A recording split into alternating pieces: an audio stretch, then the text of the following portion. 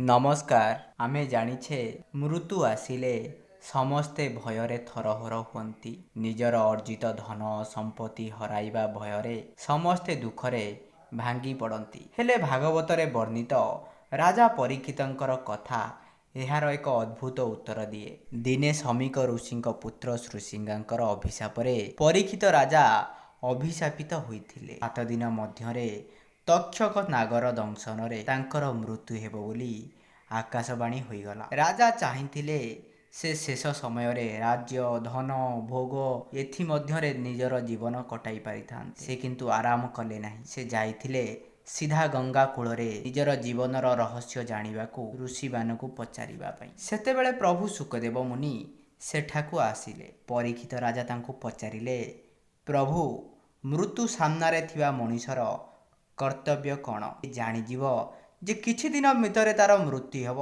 से मनुष्य कौन करिबा उचित? सुखदेव तांकू प्रभु श्रीकृष्णଙ୍କର भक्ति धर्म और भागवत कथा शुणिबार महत्व बुझाई। 7 दिन धरी परीक्षित राजा एकाग्र चित्तरे भागवत शुणिले। शेषरे तक्षक नाग आसिला। अभिशाप अनुसारे राजांक देहावसान होइगला, किंतु तांकर मन भगवान का चरण रे निबिड़ रहीगला। यही कथा आमको शिखाए मृत्यु को रुकिबा सबुबेले संभव नुहे। मृत्यु पूर्वर निज चेतना को पवित्र करिबा आम हाथ। सेही 7 दिन भितरे परीक्षित महाराज से निज भूल को स्वीकार कले, सांसारिक आसक्ति छाड़िले एवं श्रवण को आश्रय कले।